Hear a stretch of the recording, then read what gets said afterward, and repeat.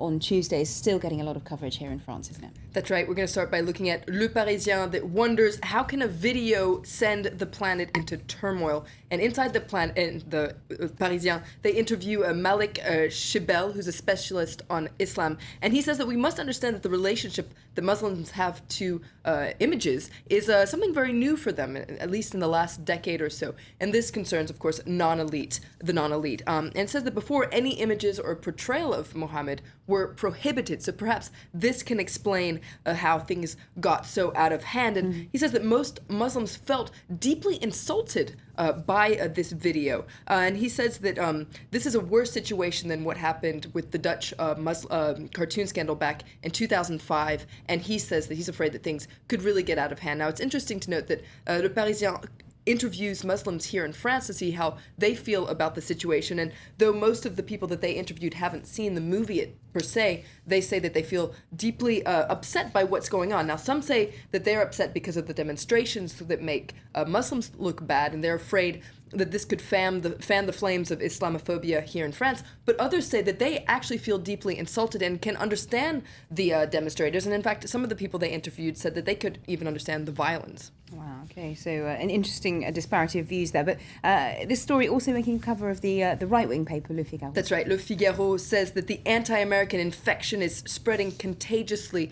across the Arab world. And in their editorial, they call this the sour fruits of the Arab Spring. And it says that this is proof that there's a small fringe of Islamist radicals that are trying to take control of Islam in general. And it says it's too bad because the American ambassador in Libya was actually a big ally to Libyan rebels who ousted Muammar Gaddafi. And it says that, in fact, the U.S. has been a big help to a lot of the rebel movements during the Arab Spring. Now, Le Figaro, in their editorial, points out that all eyes today are going to be in Muslims when they leave mosques on today, Friday, the day of prayer. And it says that it's time for those who fought the Arab Spring to decide once and for all which camp they want to join. Now, according to the Figaro, they have a pretty black and white vision of things. There are two camps, either democracy, and part of that means defending freedom of speech, even if that includes insults and blasphemy. And Le Figaro says that the other camp is fundamentalism, Al-Qaeda, and even a path somewhat similar to what happened in Iran. And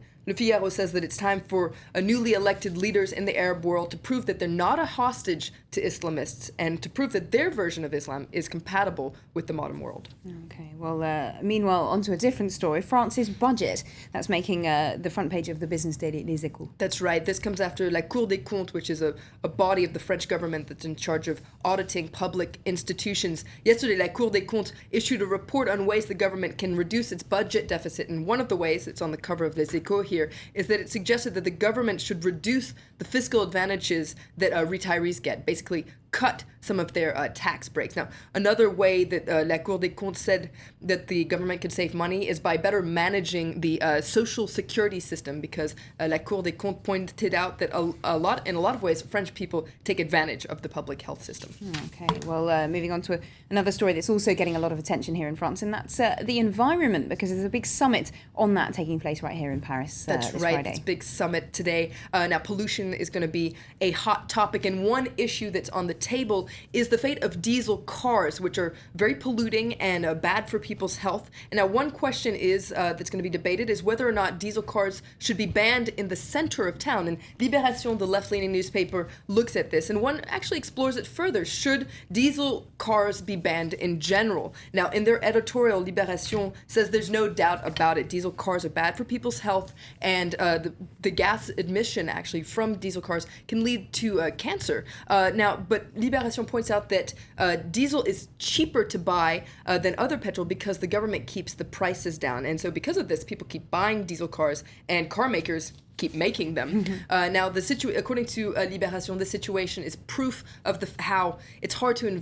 enforce environmental policy in a time of an economic crisis, but it says that the government needs to make a radical decision, and health should come first. But according to Libération, nobody seems to want to be hearing that right now. And Le Parisien looks at other big challenges that are going to be debated during this environmental summit. Among them is putting in place a green tax, which would mean that big polluters are taxed more. And of course, the other big issue, and there's a photo there, is nuclear energy. François Hollande promised to reduce the proportion of nuclear energy in the production of electricity from 75 to 50% by 2015. That, of course, would mean pushing for the production of renewable energy. Remains to be seen whether or when that will happen. Okay, well, thanks very much indeed, Florence Bellino, for that look at today's French newspapers. Still to come here on Live from Paris, Focus, and we'll be taking a trip to Lebanon along with the Pope, who arrives there today on a 3-day visit.